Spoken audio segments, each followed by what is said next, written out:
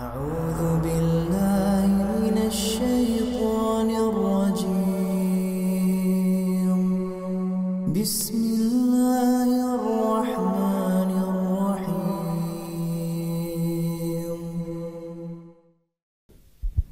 أعوذ بالله من الشيطان الرجيم بسم الله الرحمن الرحيم السلام عليكم ورحمة الله وبركاته إن الحمد لله نحمده ونستعينه ونستغفره ونعوذ بالله من شرور أنفسنا ومن سيئات أعمالنا من يهده الله فلا مضل له ومن يضلل فلا هادي له وأشهد أن لا إله إلا الله وحده لا شريك له وأشهد أن محمدا عبده ورسوله لا نبي ولا رسول بعده يا أيها الذين آمنوا اتقوا الله حق تقاته ولا تموتن إلا وأنتم مسلمون يا أيها الناس اتقوا ربكم الذي خلقكم من نفس واحدة وخلق منها زوجها وبث منهما رجالا كثيرا ونساء واتقوا الله الذي تساءلون به والأرحام إن الله كان عليكم رقيبا يا أيها الذين آمنوا اتقوا الله وقولوا قولا سديدا يصلح لكم أعمالكم ويغفر لكم ذنوبكم ومن يطع الله ورسوله فقد فاز فوزا عظيما أما بعد فإن أصدق الحديث كتاب الله وخير الهدي هدي نبينا محمد صلى الله عليه وسلم وشر الأمور محدثاتها فإن كل محدثة بدعة وكل بدعة ضلالة وكل ضلالة في النار. Masyiral muslimin, jamaah salat subuh yang semoga kita selalu dalam lindungan dan penjagaan Allah Subhanahu wa taala. Alhamdulillah, bersyukur kepada Allah Subhanahu wa taala atas segala karunia yang diberikan kepada kita, yang alhamdulillah dengannya kita bisa menunaikan kewajiban kita sebagai hamba Allah, menunaikan salat subuh berjamaah dan diikuti dengan bermajlis ta'lim. Semoga apa yang kita upayakan pada awal atau pagi yang berbahagia ini merupakan pembuka yang baik bagi kita, dan semoga diberikan keikhlasan di dalamnya, semoga diterima oleh Allah Subhanahu wa taala. Salawat dan salam tak lupa pula kita hadiahkan kepada Nabi kita tercinta, Nabi Muhammad sallallahu alaihi wasallam. Semoga dengan banyaknya kita berselawat kepada beliau, kita termasuk umat beliau yang mendapatkan syafaahnya kelak pada hari kiamat. Amin ya rabbal alamin. Hadirin dan hadirat dimuliakan oleh Allah Subhanahu wa taala, melanjutkan kembali kajian kitab kita yang bertema Hilyah Talibil Ilmi, perhiasan bagi penuntut ilmu, di mana kita telah membahas beberapa adab yang terkait dengan jiwa, terkait dengan nafs, yaitu terkait dengan adab yang terkait dengan kejiwaan, atau bisa juga diartikan dengan kepribadian, yang harusnya adab itu tertanam pada sosok seorang penuntut ilmu. Adab yang pertama yang sudah kita bahas adalah keyakinan kita bahwa duduknya di majelis ilmu, kita belajar ilmu, ini merupakan ibadah. Ini yang pertama yang kita yakini di dalam diri kita, di dalam jiwa kita. Kemudian adab yang kedua, bertamassuk, yaitu hendaknya kita berpegang teguh ketika menuntut ilmu sesuai dengan apa yang dilakukan oleh orang-orang soleh kita terdahulu. Jadi upayakan kita betul-betul berpegang teguh dengan apa yang dulu dijalankan oleh orang-orang soleh kita terdahulu dalam menuntut ilmu. Kemudian yang ketiga yang sudah kita bahas adalah mulazamatu khasyatillah, selalu menyertakan rasa takut kepada Allah Subhanahu wa taala. Lalu yang keempat, dawamul muraqabah, yaitu selalu merasa dipantau dan diawasi oleh Allah Subhanahu wa taala. Ini adab yang keempat yang sudah kita jelaskan pada pertemuan yang lalu. Kita akan memasuki pembahasan yang kelima. Ini juga masih terkait dengan adab yang harusnya ada pada sosok penuntut ilmu yang juga masih keterkaitannya dengan kepribadian, dengan kejiwaan. Apa itu? Hendaknya penuntut ilmu menghiasi dirinya dengan khafdul janah wa nabdul khuyala wal kibriya. Hiasi dirinya dengan kerendahan hati dan mencampakkan jauh-jauh sifat kesombongan. Intinya, penuntut ilmu itu tidak boleh sombong. Tidak boleh sombong. Oleh karena itu, Syekh Bakar Abu Zaid menasihati kita, kata beliau, tahalla bi adabin nafs. Hendaklah penuntut ilmu itu menghiasi dirinya dengan adab-adab kejiwaan ini, yaitu tidak boleh sombong. Minal afaf. Apa maksudnya? Kita rendah hati, tidak sombong dalam menuntut ilmu, ya kita menjaga kesucian diri kita. Wal hilmi, dan jaga pula kesantunan dalam menuntut ilmu. Was sabar, dan bersabar. Ini yang terkadang poin-poin yang menjadikan seseorang itu sombong. Dia tidak bisa menjaga kesucian dirinya. Dia tidak bisa menjaga kesantunan dan kelembutan dirinya. Bahkan tidak sedikit para penuntut ilmu yang bisa bersabar. Wa tawadhu' lil haqqi wa sukunit ta'ir. Kata beliau, wa tawadhu', hendaklah seseorang itu rendah hati, tawadhu' di atas kebenaran, wa sukunit ta'ir, dan tenang seperti burung. Ini menunjukkan bahwa penuntut ilmu juga butuh kesabaran, ketenangan dalam menuntut ilmu. Maka beliau menyebutkan di sini wasukunit ta'ir, maksudnya adalah dengan duduknya, dengan tenangnya duduk di majlis ilmu, seakan-akan andai kata ada burung yang mungkin hinggap di kepalanya atau di pundaknya, burung itu nggak akan lari, burung itu tidak akan terbang, saking tenang dan khusyuknya dalam menuntut ilmu. Minal waqar war razanah. Jadi bentuk ketenangan itu bisa jadi seperti kesopanan. Kesopanan di dalam bermajelis ilmu. Wa khafdul janah, dan merendahkan sayap. Janah itu sayap. Maksudnya apa? Tadi terulang lagi seperti kerendahan diri tadi di dalam bermajelis ilmu. Mutahammilan Zallut ta'allum li'izzatil ilmi dhalilan lil haqq. Kata beliau, hendaknya penuntut ilmu itu menanggung, harus sabar dalam memikul kehinaan dalam menuntut ilmu. Li'izzatil ilmi, hanya untuk kemuliaan ilmu. Di dalam menuntut ilmu ini terkadang kita merasa terhinakan. Bagaimana tidak? Kita duduk disetarakan. Semuanya sama. Terkadang kita mendapatkan ada unsur-unsur yang tidak memuliakan kita. Ya, tapi kata para ulama, hendaknya seorang itu harus bersabar dalam memikul kehinaan dalam menuntut ilmu. Betapa banyak orang-orang yang mulia dari sisi duniawinya, dari sisi kedudukannya, tapi ketika dia berada di majlis ilmu, dia sudah menghilangkan dan menanggalkan kemuliaannya tersebut. Dia menyamaratakan dengan siapa saja yang ada di sekitarnya. Apa tujuan kita bisa mencabut dan menanggalkan kemuliaan dunia itu? Karena kita ingin mengharapkan kemuliaan ilmu. Kalau kita egois dengan baju duniawi yang kita miliki dan tidak kita lepaskan ketika kita berbelajar ilmu, ini mungkin akan menghalangi kita untuk ilmu.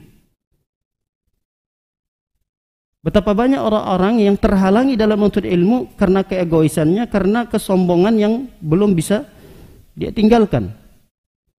Betapa banyak orang-orang terhalangi dalam menuntut ilmu karena kesombongan yang ada pada dirinya, apalagi terkait dengan ustadz yang menyampaikan, ini ustadz biasa saja.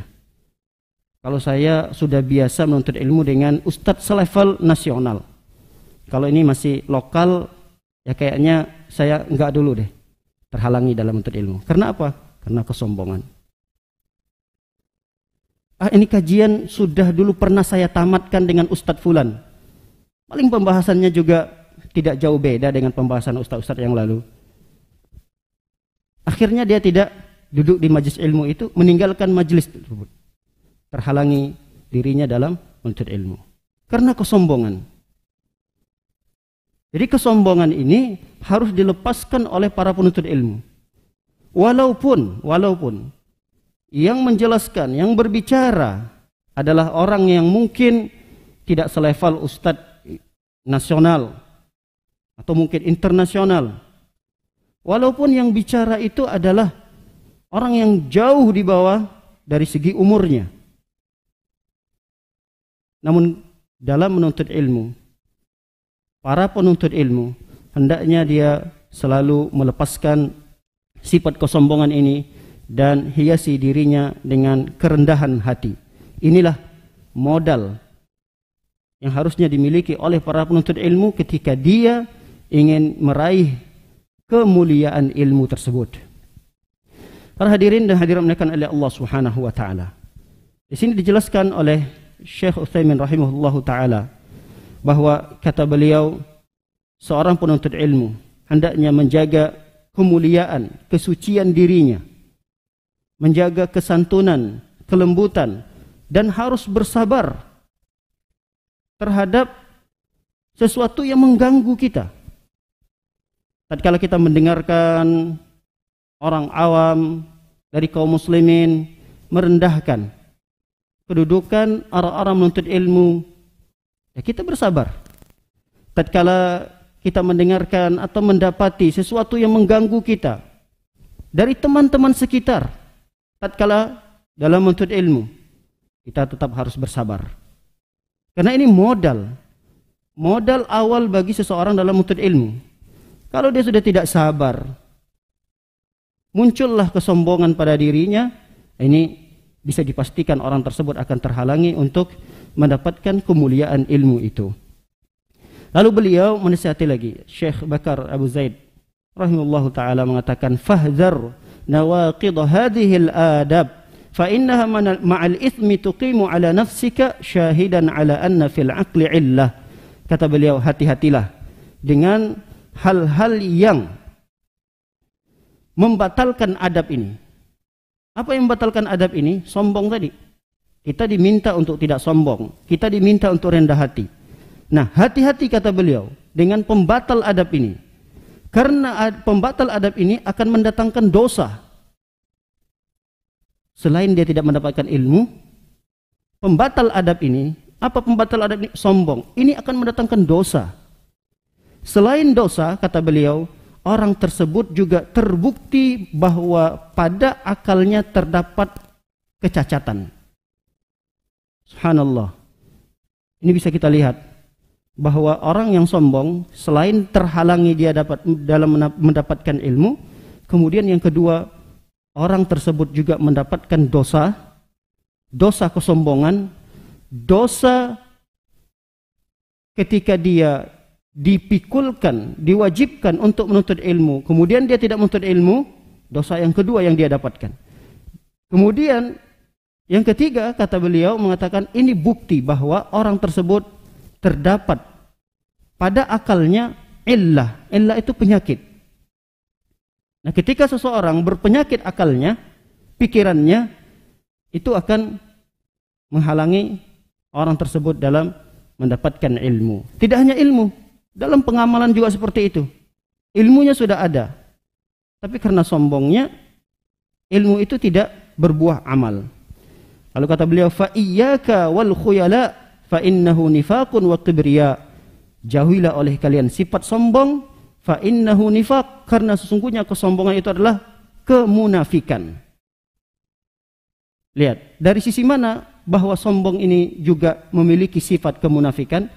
Kata beliau, di sini dijelaskan oleh Syekh Utsaimin bahwa orang yang memiliki kesombongan di samping itu juga memiliki sifat kemunafikan adalah dari sisi seseorang itu berpenampilan yang tidak sesuai dengan apa yang ada pada dirinya.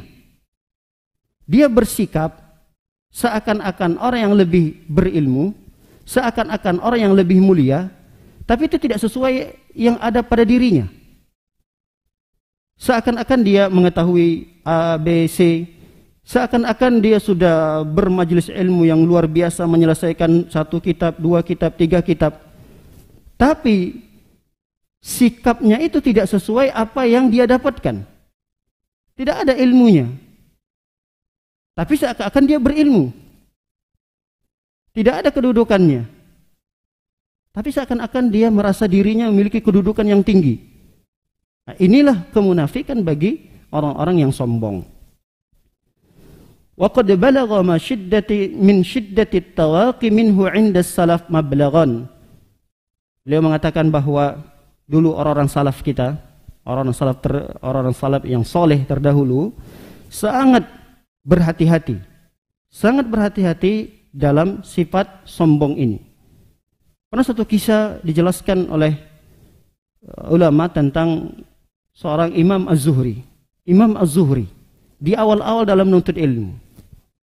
Ya, sebelum orang-orang dulu sebelum menuntut ilmu sudah menguasai Al-Qur'an 30 juz, kemudian menghafal ribuan hadis. Barulah kemudian mereka akan melanjutkan studi mereka dengan ulama-ulama yang lain. Ada seorang imam dari kalangan tabi'in, ini imam yang diakui.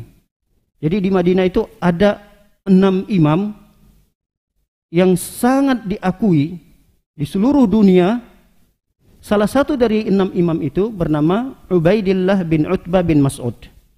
Nah, Imam Zuhri ingin belajar dengan Al-Imam Ubaidillah ini.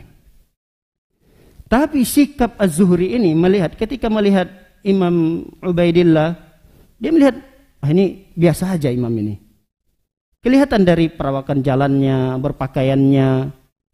Jadi seakan-akan sudah muncul pada dirinya kesombongan. Melihat Imam Ubaidillah bin Utbah juga mengerti sikap Az-Zuhri ini udah nggak benar gitu. Cara dia bermuamalah ketika pertama datang itu sudah beda. Memang tujuannya ini kayaknya salah dalam menuntut ilmu.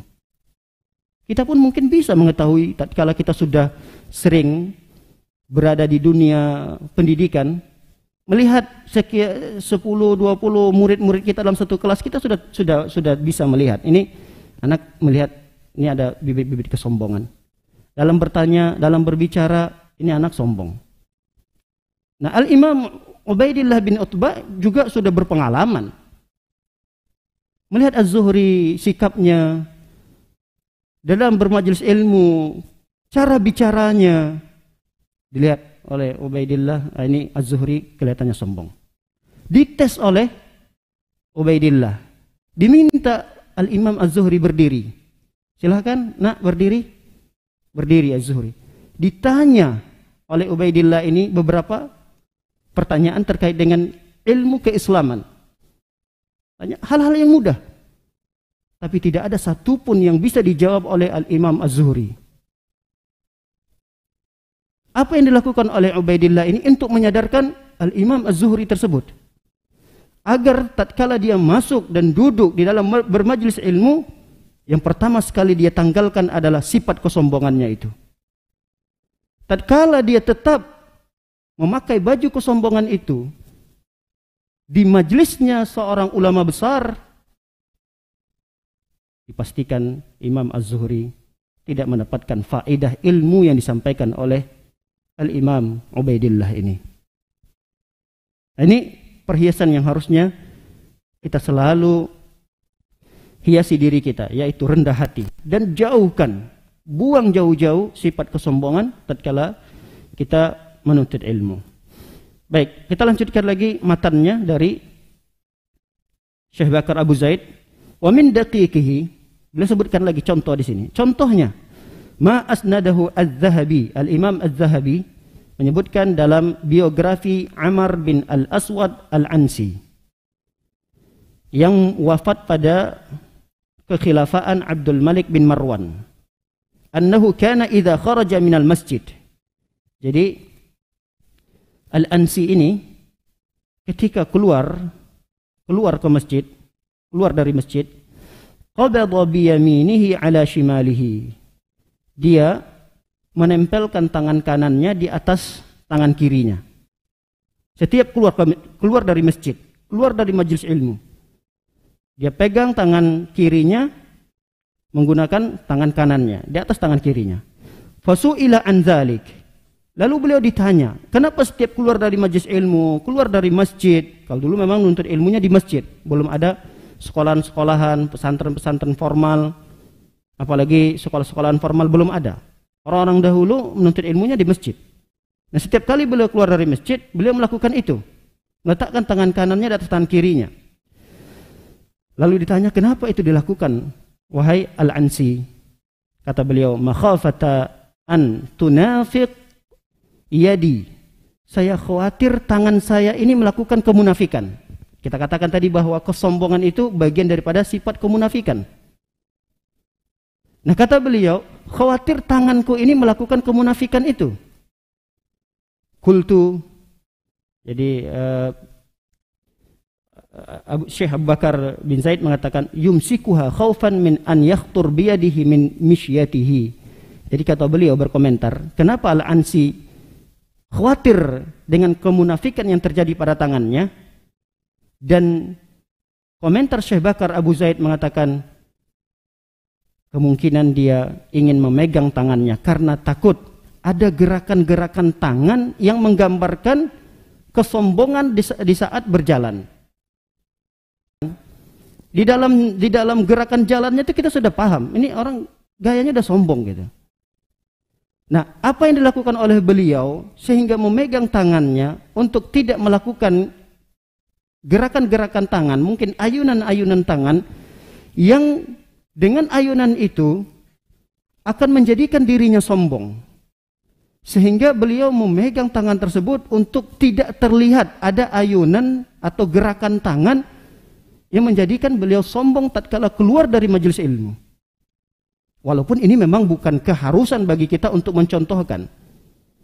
Karena ini bukan dalil dari Al-Quran, dari hadis. Tapi memang ada usaha bagi diri kita untuk melawan. Bagaimanapun caranya.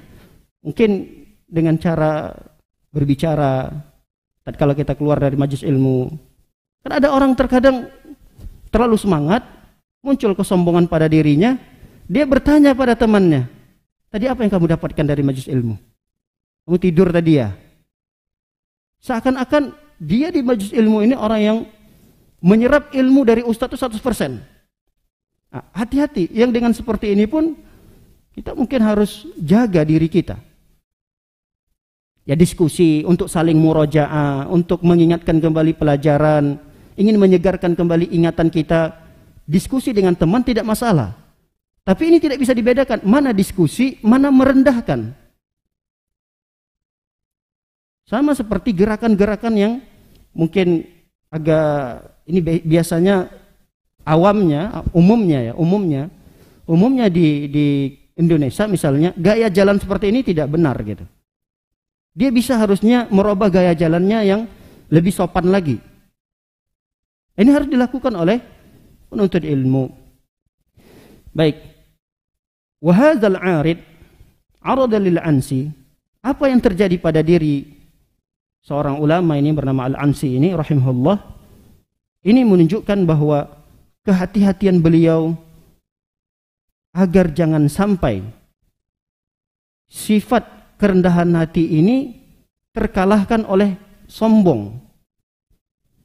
Lalu kemudian Syekh Bakar menasihati kita lagi, wahdar da al-jababirah, hati-hati dengan penyakit kesombongan, yaitu kibr.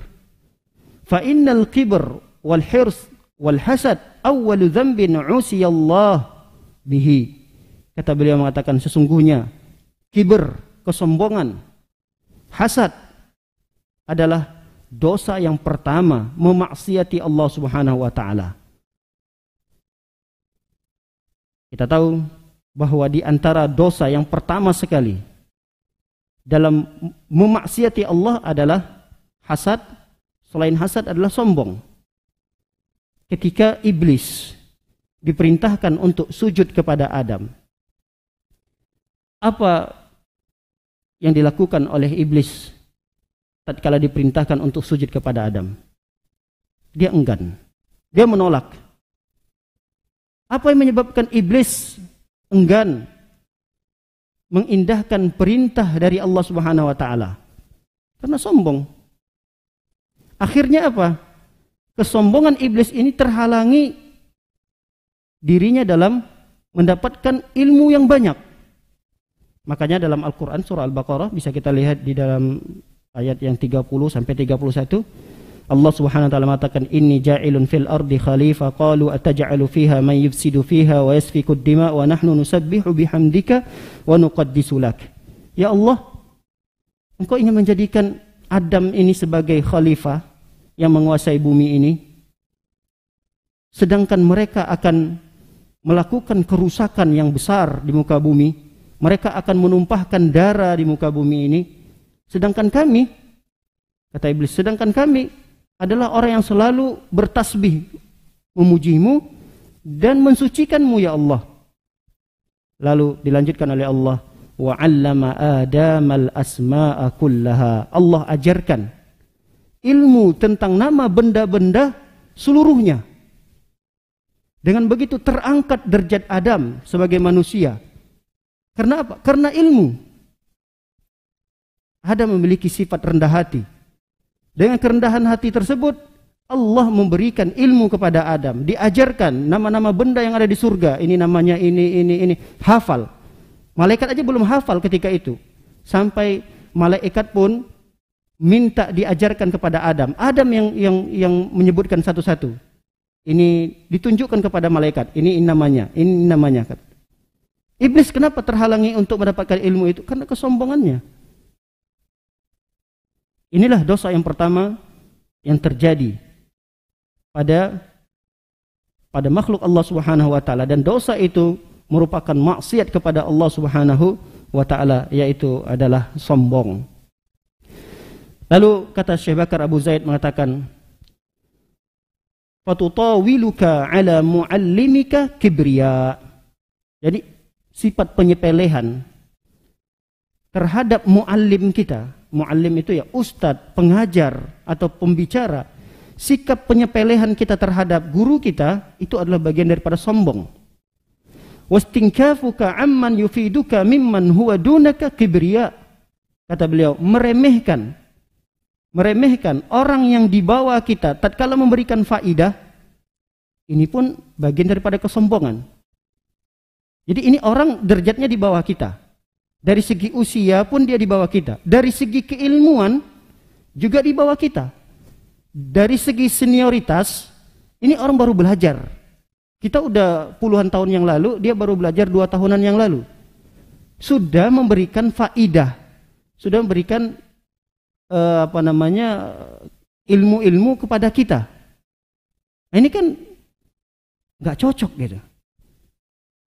Nah, ketidakcocokan yang ada pada dirinya ini bentuk peremehan terhadap orang tersebut.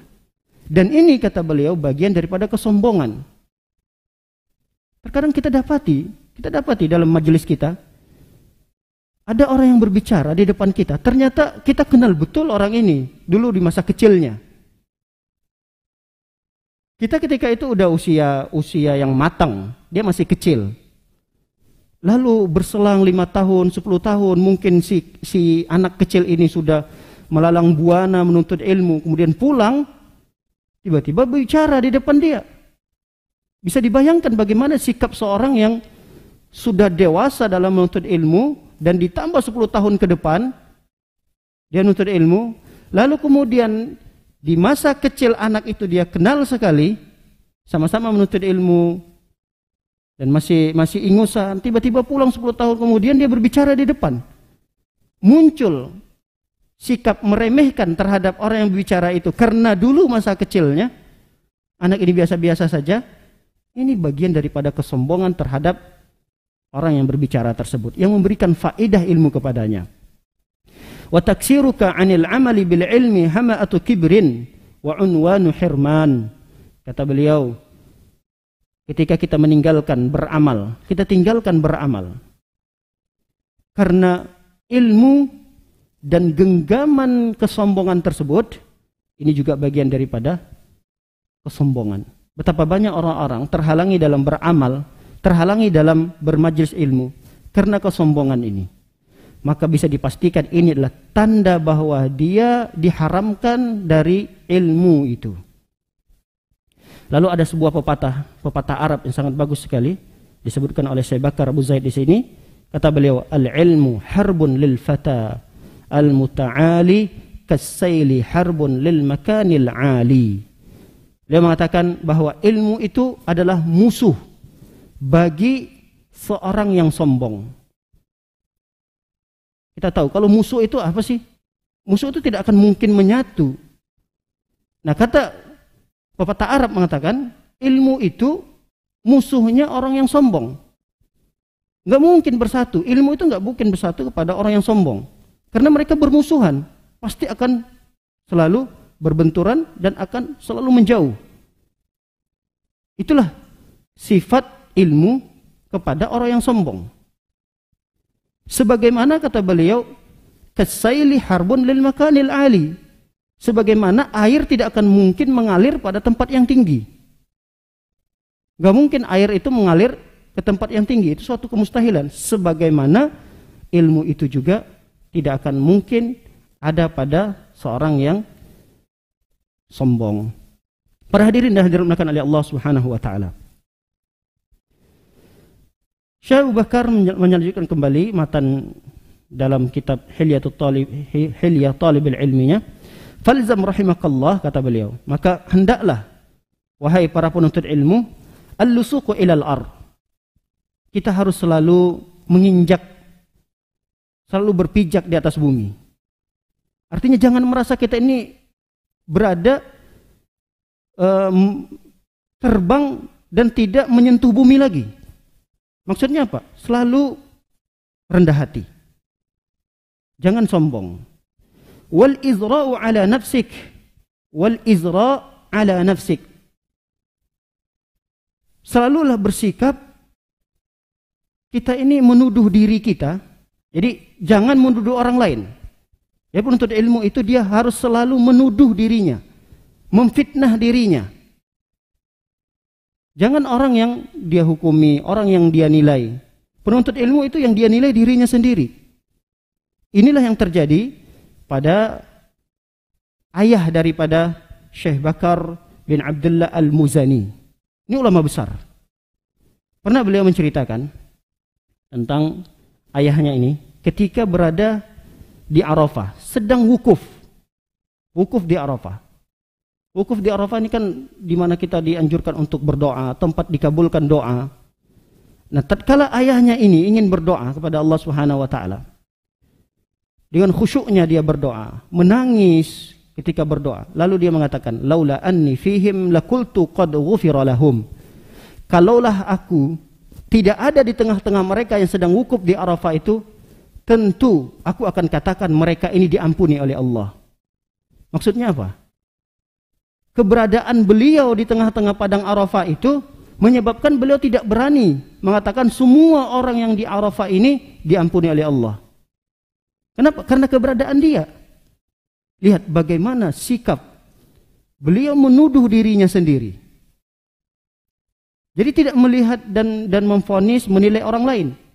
Dia menilai dirinya sendiri. Dan ini bukan, kata para ulama, sikap suuzon kepada Allah. Ini sama sekali tidak bersikap suuzon. Tapi ini merupakan sikap tawadhu'nya, rendah hatinya di hadapan orang-orang. Dia ingin mengatakan bahwa saya ini dosanya banyak. Orang yang selain saya di padang Arafah ini diampuni oleh Allah Subhanahu wa taala. Ini ketawadhu'an beliau. Nah, ini juga harus ada pada diri kita. Lawan daripada kesombongan itu adalah kita selalu merasa diri kita ini jauh di bawah, banyak kekurangannya. tuduhan-tuduhan yang jelek yang lainnya harus dituduhkan pada diri sendiri. Ini adalah sikap yang baik pada penuntut ilmu. Baik, para hadirin yang dirahmati oleh Allah Subhanahu wa taala. Kita lanjutkan adab yang berikutnya. Adab yang berikutnya yang keenam adalah al-qana'atu waz-zahadatu. Al-qana'atu waz-zahadatu, yaitu qanaah dan zuhud. Ini juga adab penuntut ilmu yang terkait dengan kejiwaan atau kepribadian. Baik, al-qana'ah, ya qana'ah merasa cukup. Az-zahada, zuhud. Kita susah menerjemahkannya. Apa ini zuhud? Apa ini qana'ah? Qana'ah itu ya sama seperti ridho. Ridho terhadap apa yang telah diberikan oleh Allah Subhanahu wa taala kepada kita. Begitu juga zuhud. Zuhud ini kalau diterjemahkan oleh para ulama adalah tarku ma la yanfa' fil akhirah, meninggalkan segala sesuatu yang tidak bermanfaat di akhirat. Dia agak mirip dengan warok. Warok tapi ini derajatnya di bawah zuhud. Jadi kalau warok meninggalkan sesuatu yang membahayakan akhiratnya. Ini warok. Perbedaannya dengan zuhud, zuhud ini lebih tinggi. Dia tidak hanya meninggalkan perkara-perkara yang membahayakannya nanti di akhirat, tapi segala hal yang tidak mendatangkan manfaat buat akhiratnya dia tinggalkan. Ini zuhud. Dan ini harus ada pada penuntut ilmu. Ketika penuntut ilmu tidak memiliki sikap merasa cukup, ini akan menghalangi dan menghambat dia dalam menuntut ilmu. Betapa banyak orang gengsi-gengsian di dalam menuntut ilmu, apalagi dia berada di kota besar. Berteman dengan orang-orang misalnya orang-orang kaya. Nah, karena dia tidak memiliki kemampuan yang sama seperti temannya, akhirnya dia mencoba dan memaksakan diri, menampakkan diri seperti orang yang ada di sebelahnya atau temannya tadi. Dan ini akan menghalangi orang tersebut dalam menuntut ilmu. Temannya memiliki fasilitas yang lengkap. Temannya memiliki apa saja yang diinginkan ada. Ya, memang dia orang mampu. Ketika penuntut ilmu yang B-nya tidak bisa mendapatkan fasilitas yang sama seperti temannya, dia akan memaksakan diri. Tatkala itu tidak mampu dia dapatkan, apa yang terjadi pada dirinya? Dia akan berhenti dalam menuntut ilmu. Dia malu dengan teman-temannya yang lain. Begitu juga penuntut ilmu harus merasa cukup dengan hidangan makanan yang telah dihidangkan. Ini biasa di pesantren-pesantren seperti itu. Walaupun di rumahnya barangkali dia makan selalu mewah, tapi tatkala dia berada di suatu tempat, berada di suatu majelis, yang karena memang makanan itu yang tersedia, makan. Minuman itu yang tersedia, minum. Tempat tinggal yang seperti itu tersedia, manfaatkan, nikmati. Begitu penuntut ilmu. Fasilitas yang ada di tempat menuntut ilmu itu ya panas, tidak ada AC-nya, sabar. Dia harus bisa qanaah. Harus bisa menunjukkan rasa cukup terhadap apa yang telah diberikan oleh Allah Subhanahu wa taala. Ya kalau dia mampu lebih daripada itu, silahkan fasilitasi. Tapi kalau tidak bisa memfasilitasi, hanya karena ketidaknyamanan seseorang dalam menuntut ilmu, dan karena ketidaknyamanan itu dia tidak menuntut ilmu dan tidak duduk di majelis ilmu, ini adalah bagian daripada hal yang bisa menghalangi seseorang dalam mendapatkan ilmu. Para hadirin dimuliakan oleh Allah Subhanahu wa taala. Begitu juga dengan zuhud. Zuhud ini kata para ulama disebutkan di sini, Syekh Bakar Abu Zaid mengatakan, zuhud, qanaah, pada hakikatnya zuhud itu adalah az-zuhdu bil haram. Meninggalkan yang haram, itu zuhud. Jadi bukan meninggalkan dunia seutuhnya. Ada orang yang salah dalam mendefinisikan zuhud. Zuhud itu adalah orang yang berpakaian compang-camping, orang yang berpakaian tambal sana, tambal sini, sobek sana, sobek sini. Ada yang menerjemahkan zuhud itu udahlah tidak perlu harta dunia. Bukan.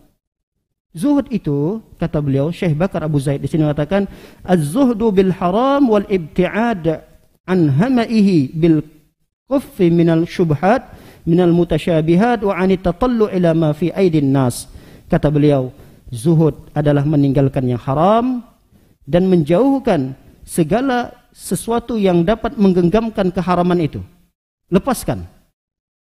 Ada sesuatu itu yang kita genggam adalah haram. Lepaskan, kata beliau. Begitu juga dengan syubhat-syubhat. Wa anit tatallu, dan melihat apa yang ada di tangan manusia. Itu juga harus dihindari. Jangan selalu melihat apa yang ada di tangan manusia. Apa yang ada di tangan orang lain selalu dilihat, dinilai. Seakan-akan kita mengharapkan ada pada diri kita. Ini tidak boleh. Ini tidak qanaah namanya. Kita merasa cukup apa yang telah diberikan oleh Allah. Alhamdulillah. Nah, kalau zuhud diterjemahkan adalah orang-orang yang berpakaian sederhana, yang compang-camping, yang tidak punya harta. Ini sangat keliru. Jadi zuhud itu tinggalkan yang haram. Betapa banyak orang yang menilai bahwa zuhud adalah orang yang berpakaian sederhana. Tapi di sisi lain, kezuhudannya hilang. Kenapa? Karena untuk makan saja dia minta-minta. Lihat, dia tinggalkan dunia. Tapi untuk kebutuhan hidupnya, kebutuhan keluarganya, dia minta. Apakah ini disebut dengan zuhud? Tidak. Ini perbuatan haram. Meminta-minta itu adalah perbuatan haram.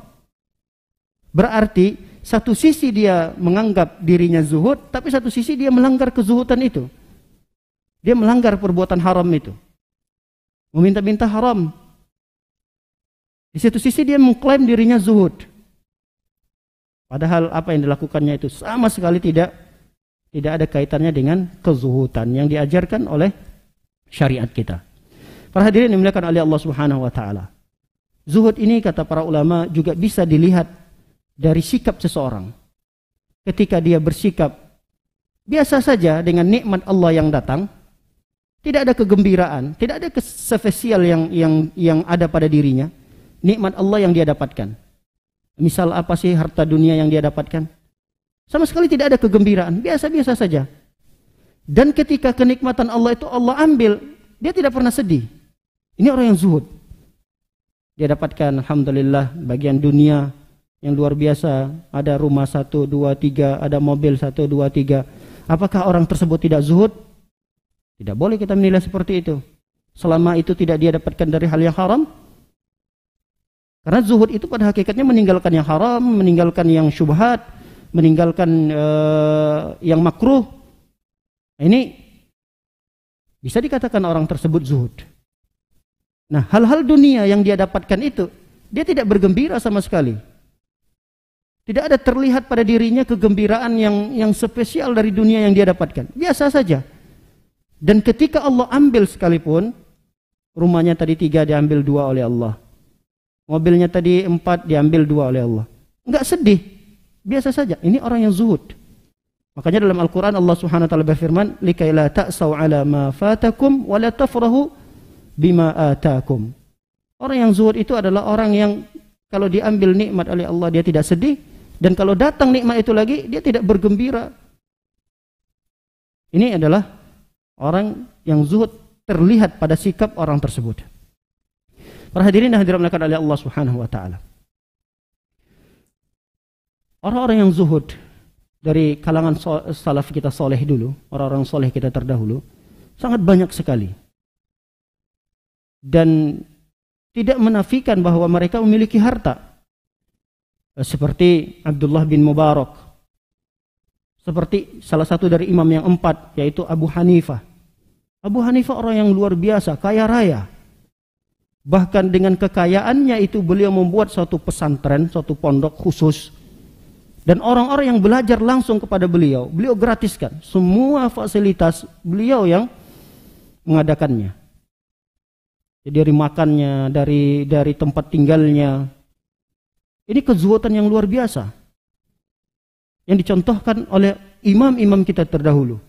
Tapi imam-imam kita terdahulu punya harta benda. Dengan harta bendanya tersebut, dia gunakan di jalan Allah Subhanahu wa taala. Kita tidak perlu mengambil contoh terlalu jauh, sangat banyak contohnya. Kita ambil saja dari salah satu contoh dari seorang ulama yang bisa disebut ulama kontemporer. Dan sering kita dengar nama tersebut. Syekh Ibnu Baz rahimahullah ta'ala.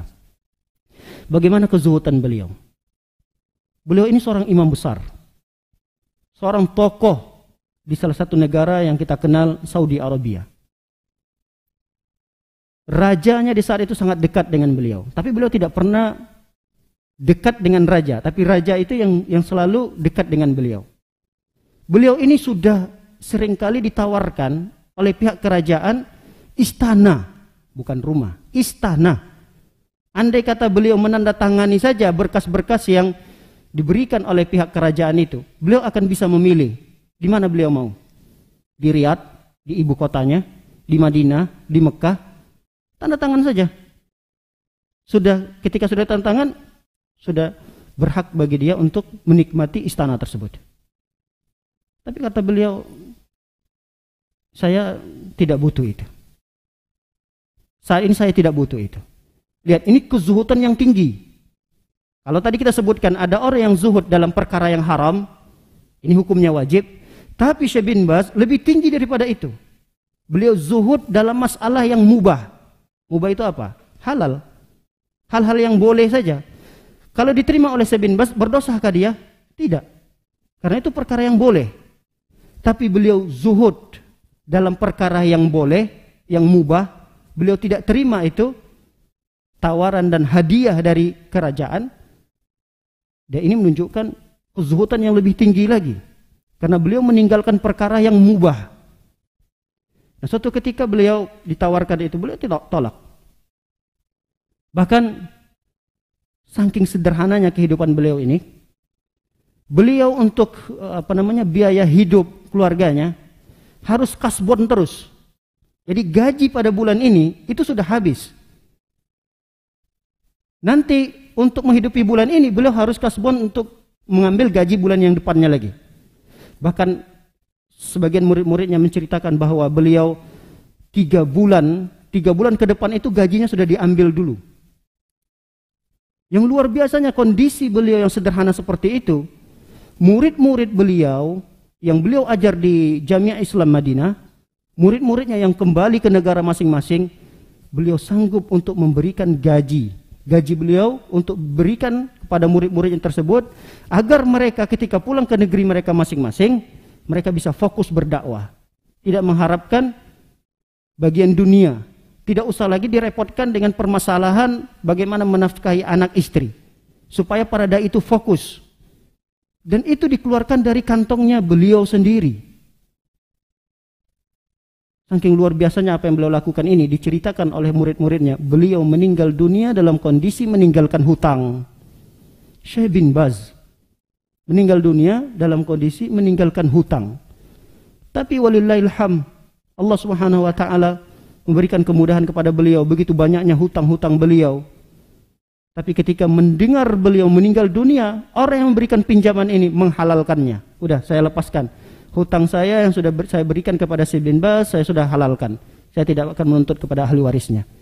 Karena mereka paham hutang-hutang yang begitu banyak yang dimiliki oleh Syekh bin Baz ini sama sekali bukan untuk dirinya, bukan untuk kehidupan mewah yang telah dia nikmati bersama keluarganya, bukan. Tapi beliau menggunakan itu untuk para dai, murid-muridnya yang sudah belajar dengan beliau. Lihat bagaimana kezuhudan yang dimiliki oleh beliau terhadap dunia ini. Perkara yang mubah saja beliau bisa tinggalkan, apalagi perkara yang haram. Perkara yang mubah, ya memang ini adalah kezuhudan yang sangat tinggi, tapi hukumnya sekedar sunnah saja. Adapun zuhud yang wajib yang harus dilakukan oleh kaum muslimin adalah ketika dia bisa meninggalkan yang haram. Ini adalah zuhud yang dituntut bagi kita sebagai seorang muslim. Para hadirin dan hadirat oleh Allah Subhanahu wa taala. Diceritakan oleh Al-Imam Asy-Syafi'i terkait dengan zuhud ini, ada asar dari Imam Asy-Syafi'i.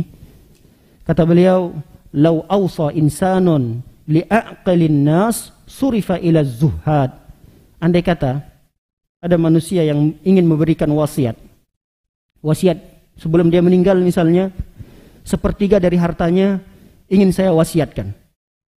maka sebaiknya orang tersebut mewasiatkan sepertiga hartanya itu kepada orang yang paling cerdas. Siapa orang yang paling cerdas tersebut? Adalah orang-orang yang zuhud. Ini menunjukkan bahwa orang yang zuhud memiliki kedudukan yang tinggi dalam Islam. Sampai disebut oleh Imam Syafi'i, ini orang zuhud adalah orang yang cerdas. Kenapa disebut dengan orang yang cerdas? Karena dia mampu meninggalkan perkara yang tidak bermanfaat bagi akhiratnya. Ini dia lihat di dunia, oh ini A, B, C, saya nggak terima. Kenapa saya tidak ambil ini? Karena ini nggak bermanfaat buat akhirat saya. Ada tawaran di hadapannya A, B, C, saya tidak mau ini. Padahal ini perkara mubah, boleh saja dia ambil, boleh saja dia nikmati, boleh saja dia konsumsi. Tapi saya tidak ambil ini. Nah, kalau ada orang yang seperti itu, wasiatkan harta kalian untuk orang tersebut. Karena apabila kita wasiatkan harta kita untuk orang ini, dia tidak akan ambil, dia pasti akan kelola harta tersebut, dia akan berikan dan akan manfaatkan harta itu untuk Islam ini kembali. Itu wasiat Al-Imam Asy-Syafi'i. Andai kata kalian ingin berwasiat, wasiatkan harta kalian itu, berikan harta itu kepada orang-orang yang zuhud. Kemudian dalam riwayat yang lain diceritakan oleh Syekh Bakar Abu Zaid dari Muhammad bin Al-Hasan Asy-Syaibani rahimahullahu taala, lamma qila lahu ala tusannif kitaban fi zuhdi. Jadi Al-Imam Muhammad bin Hasan Asy-Syaibani, Al-Imam Asy-Syaibani, beliau pernah ditanya oleh para muridnya, wahai Imam, tidakkah engkau membuat atau mengarang suatu kitab tentang zuhud khusus gitu, satu kitab pembahasan tentang zuhud? Buatkanlah buat kami, barangkali kami bisa membahas itu, bisa kami kaji itu, bisa menjadi tambahan ilmu bagi kami. Buatlah satu kitab, karang satu kitab tentang zuhud. Lihat apa jawaban beliau. Qad sannaftu kitaban fil buyu'. Saya sudah karang satu kitab tentang jual beli.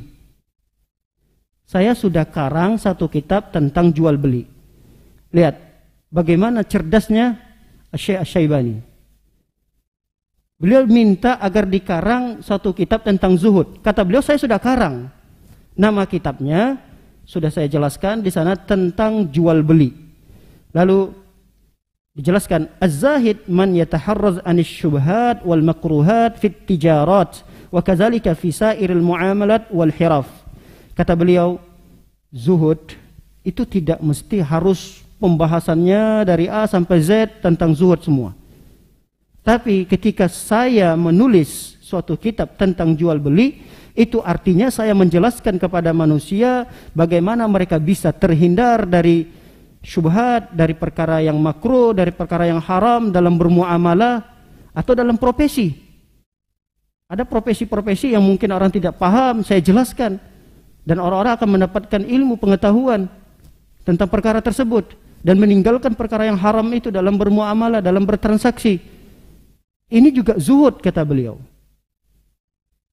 Jadi zuhud itu sekali lagi tidak diartikan orang yang menjauhi dunia. Salah dan keliru sekali kalau zuhud itu diartikan 100% dunia ini tidak dia miliki. Makanya Allah Subhanahu wa taala mengatakan wabtaghi fima ataqallah darul akhirah. Ad-darul akhirah. Carilah, kata Allah Subhanahu wa taala, carilah kehidupan yang diberikan oleh Allah berupa pahala nanti di akhirat. Di dunia ini cari apa saja yang bisa mendatangkan pahala buat kita, yang itu manfaat bagi kita untuk negeri akhirat. Wala tansa nasibaka minad dunya, tapi jangan lupa bagian kalian di dunia ini. Jangan lupa ada bagian kita di dunia ini, ada bagian anak kita, ada bagian istri kita, itu tidak boleh kita lupakan. Tapi kalau ambisi kita hidup di dunia ini karena dunia, ini baru keliru. Orientasi kita hidup di dunia ini untuk dunia pula, ini keliru. Ini tidak disebut dengan zuhud yang sesungguhnya. Perhadirin dan hadirat oleh Allah Subhanahu wa taala. Dalam matan yang lain disebutkan lanjutannya, wa alaihi falyakun mu'tadilan fi ma'ashihi bima la yushinuhu. Kata beliau, hendaklah penuntut ilmu itu dia seimbang dalam kehidupan dunianya. Jangan sampai dia melakukan perkara-perkara yang mencoret kehormatan dirinya, mencemarkan nama baiknya. Dia ingin melakukan perbuatan zuhud tadi, tapi prakteknya salah, malah dengan perilakunya yang mengatakan dirinya itu zuhud, malah perilakunya itu menjatuhkan, mencoreng kehormatan dirinya. Ini juga tidak boleh. Dia harus melindungi kehormatan dirinya, kehormatan keluarganya. Jangan dia karena salah dalam memahami zuhud, dia malah mencoreng nama baiknya, nama baik keluarganya, dan ini tidak dibolehkan. Apalagi sampai dia menghinakan dirinya di hadapan manusia. Wa qad kana Syekhuna Muhammad Al-Amin Asy-Syinkiti. Beliau menceritakan di sini gurunya sendiri. Guru besar, dan ini ulama besar juga yang sempat mengajar di Jamiah Islam Madinah dulunya. Beliau berasal dari Syinkit. Syinkit ini Mauritania, daerah Afrika sana. Beliau meninggal pada tahun 1393. Kalau sekarang 1443 berarti ya sekitar 50 tahun yang lalu.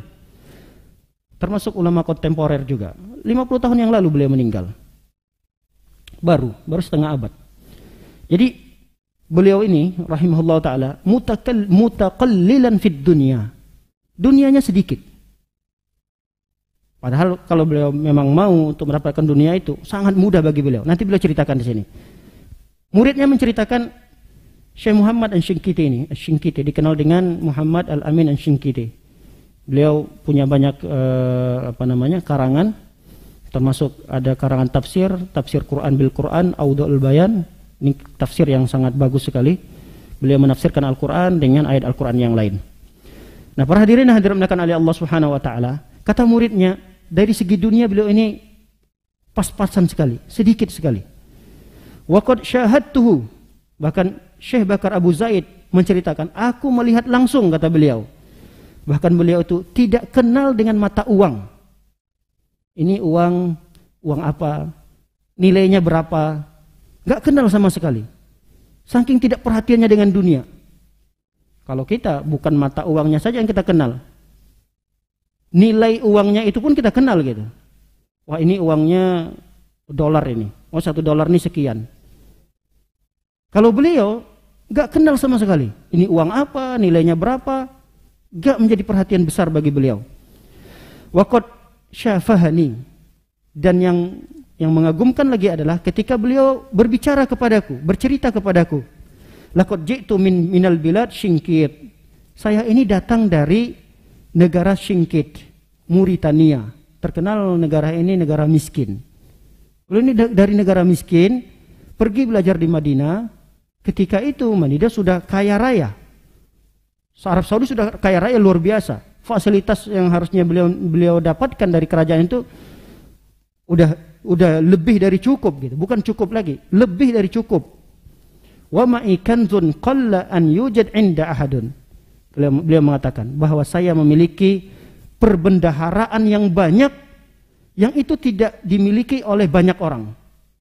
Artinya saya punya simpanan kanzun. Kanzun ini ya harta yang sangat besar. Perbendaharaan yang tersimpan. Saya memiliki itu. Dan ini tidak banyak orang memilikinya. Maksud beliau apa? Qanaah tadi, merasa cukup. Nah, sifat qanaah ini tidak banyak orang memilikinya. Lalu beliau melanjutkan, walau aradtul manasib, andai kata aku ingin mendapatkan kursi, mendapatkan jabatan, apa saja yang ingin saya dapatkan dari kedudukan dunia ini, kata beliau, la araftut tariqu ilaiha, aku tahu jalan untuk mendapatkannya. Bukan beliau tidak mau. Kalau beliau mau dijadikan pejabat sekalipun, beliau mau, dan beliau tahu jalannya untuk ke sana. Kata beliau, walakinni la uthirud dunya 'alal akhirah, tapi aku tidak mau mendahulukan duniaku dan meninggalkan akhirat. Lalu beliau mengatakan, wala abdul ilm linailil ma'aribid dunya. Tujuanku dalam menuntut ilmu ini, beliau datang dari Mauritania ke Madinah, belajar di sana, bukan untuk mendapatkan dunia. Beliau hanya untuk mengambil ilmu, mendapatkan ilmu. Beliau ingin menggali ilmu di sana. Dan inilah yang dicontohkan oleh orang-orang soleh kita. Lihatlah bagaimana orang-orang soleh kita dulu dengan kesederhanaannya ternyata mendatangkan keberkahan ilmu. Kita tahu sahabat-sahabat Nabi Shallallahu Alaihi Wasallam, mereka yang hijrah dari Mekah ke Madinah itu, orang yang hijrah dari Mekah ini jangan anggap semuanya orang miskin. Abu Bakar, Umar, Utsman, mereka ini orang kaya. Cuma dengan hijrahnya ke Madinah, mereka tidak boleh membawa harta benda mereka. Ini sudah perjanjian. Ya, kalau mereka mau meninggalkan kampung halaman mereka hanya karena agama Muhammad, kata orang-orang kafir Quraisy, silahkan pergi ke Madinah, tapi jangan sepeser pun membawa harta yang mereka miliki di Mekah. Akhirnya mereka pergi ke Madinah dengan membawa pakaian yang ada di badan, makanan yang secukupnya. Harta mereka tinggalkan. Sampai di Madinah, belum tentu ada orang-orang Madinah yang bisa langsung ya menjadikan mereka saudara sehingga mereka diberikan fasilitas, belum tentu. Lalu untuk menunggu agar mereka mendapatkan tempat tinggal, ya mereka harus tinggal di masjid Nabi. Abu Hurairah radhiyallahu taala anhu pernah menceritakan, ada ahlus suffah. Jadi orang-orang yang hijrah belum mendapatkan tempat tinggal di Madinah, dulu tinggalnya di masjid. Berhamparan tidur di belakang-belakang masjid seperti itu. Ahlus suffah namanya. Atau ashabus suffah. Diceritakan oleh Abu Hurairah, saya melihat, kata Abu Hurairah, ada 70 sahabat Nabi sallallahu alaihi wasallam. 70 sahabat Nabi sallallahu alaihi wasallam yang mereka tinggal di masjid Nabi, tidak memiliki pakaian kecuali cuma satu lembar. Bayangkan, pakaiannya cuma satu lembar. Itulah yang mereka gunakan untuk menutup aurat mereka. Sehingga dengan satu lembar itu terkadang mereka harus membalut kain satu lembar itu di leher mereka sehingga bisa tertutup sampai terkadang ya setengah betis, ada yang sedikit di atas mata kaki. Bahkan dalam riwayat itu diceritakan mereka harus membantu tangan mereka dikumpulkan dengan tangan mereka baju tersebut supaya tertutupi auratnya. Satu lembar pakaian, itulah yang menutupi aurat mereka. Tapi dengan begitu berkah hidup mereka bersama Nabi SAW. Termasuk ahlu suffah yang berhasil dalam menuntut ilmu adalah Abu Hurairah ini. Abu Hurairah ini kan termasuk sahabat Nabi yang jauh sekali, belakanganlah masuk Islamnya. Beliau ini cuma 3 tahun bersama Nabi. 3 tahun bersama Nabi. Tapi beliau habiskan waktunya 3 tahun ini terus bersama Nabi di masjid. Jadi ahlu suffah yang diantara ahlu suffah yang berhasil dalam menuntut ilmu adalah Abu Hurairah radhiyallahu taala anhu ini. Makanya kita lihat dalam hadis-hadis banyak kita dengarkan Abu Hurairah ini tidak tertinggal namanya. Dari Abu Hurairah radhiyallahu taala anhu, dari Abu Hurairah radhiyallahu taala anhu, beliau ini meriwayatkan hadis dari Nabi sallallahu alaihi wasallam. Beliau adalah orang yang ranking pertama dalam meriwayatkan hadis Nabi sallallahu alaihi wasallam. Padahal kebersamaan beliau dengan Nabi cuma 3 tahun. Tapi keberkahan hidup beliau, kesederhanaannya, menerima apa adanya, qanaah dengan bersama Nabi ketika menuntut ilmu, itu betul-betul mendatangkan kemanfaatan besar untuk menghadirkan ilmu dan menyerap ilmu tatkala disampaikan oleh Nabi sallallahu alaihi wasallam. Bagaimana makan mereka? Makan mereka ya kalau ada sahabat dari Madinah yang Al-Ansar, sahabat Ansar yang tinggal di Madinah, datang ke masjid, kadang mereka bawa korma, ditaruh di sana, dimakan oleh mereka. Kadang digantungin di pintu situ, diambil sama mereka, makan. Qanaah. Tapi Allah Subhanahu wa taala muliakan mereka dengan ilmu. Siapa yang tidak kenal dengan Abu Hurairah? Abu Hurairah yang termasuk salah satu ahlus suffah, ashabus suffah yang tinggal di masjid bersama Nabi sallallahu alaihi wasallam ketika itu, yang dia hijrah, dia meninggalkan harta bendanya dan tinggal bersama Nabi SAW. Lalu tidak berapa lama beliau ya mungkin bisa dipersaudarakan oleh Rasul dengan orang-orang Ansor dan diberikan sebahagian hartanya oleh orang Ansor kepada sahabat-sahabat Muhajirin. Tapi sebelum mendapatkan itu mereka tetap tinggal bersama Nabi di masjid Nabi sallallahu alaihi wasallam. Para hadirin dan hadirat dimuliakan oleh Allah Subhanahu wa taala. Ini perlu, sifat ini perlu dihiasi oleh penuntut ilmu. Qanaah, zuhud. Walaupun kita memiliki harta yang berlebih, tapi kalau dengan harta yang berlebih tadi menjadikan kita sombong, ini akan menghalangi diri kita untuk menuntut ilmu. Tapi kalau kita ya nikmati saja fasilitas yang sudah ada di majelis ini. Alhamdulillah kalau fasilitasnya lengkap, fasilitasnya baik, alhamdulillah. Tapi kalau kita mendapatkan satu majelis ilmu, fasilitasnya seadanya, jangan itu menjadikan alasan bagi kita untuk tidak menuntut ilmu. Wah jauh, panas, kehujanan dan seterusnya. Ini kan tidak ada qanaah. Wah saya tidak ada kendaraan, saya kalau pagi-pagi banyak sekali alasan-alasan yang menjadikan seseorang itu tidak duduk di majelis ilmu. Nah, inilah bagian orang yang tadi tidak menghiasi dirinya dengan sifat qanaah dan zuhud itu. Baik para hadirin dan hadirat dimuliakan oleh Allah SWT. Ini dua adab yang hendaknya tidak dilepaskan oleh penuntut ilmu. Yang pertama tadi kita sudah bahas adalah jauhkan, buang jauh-jauh sifat sombong. Tanamkan pada diri kita sifat rendah hati ketika kita berada di majelis ilmu. Yang kedua yang sudah kita bahas adalah selalu hiasi diri kita dengan sifat qanaah. Selalu hiasi diri kita dengan sifat zuhud. Ini sangat membantu bagi kita dalam menuntut ilmu. Ketika dua sifat ini tidak ada pada diri kita, bisa dipastikan kita akan terhalangi untuk mendapatkan ilmu atau bisa terhalangi dalam mendapatkan faidah-faidah yang disampaikan oleh pembicara. Saya ingin menyampaikan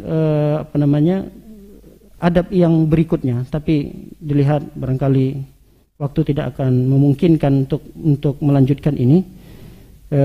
Sifat yang berikutnya yang hendaknya dihiasi oleh penuntut ilmu adalah at-tahalli biraunaqil ilmi. Hendaknya seorang penuntut ilmu itu menghiasi dirinya dengan kemuliaan, keindahan, gemilangnya ilmu. Jadi ilmu itu memiliki kilauan, bercahaya. Ilmu itu memiliki keindahan. Nah, hiasilah diri kita dengan cahaya keilmuan itu.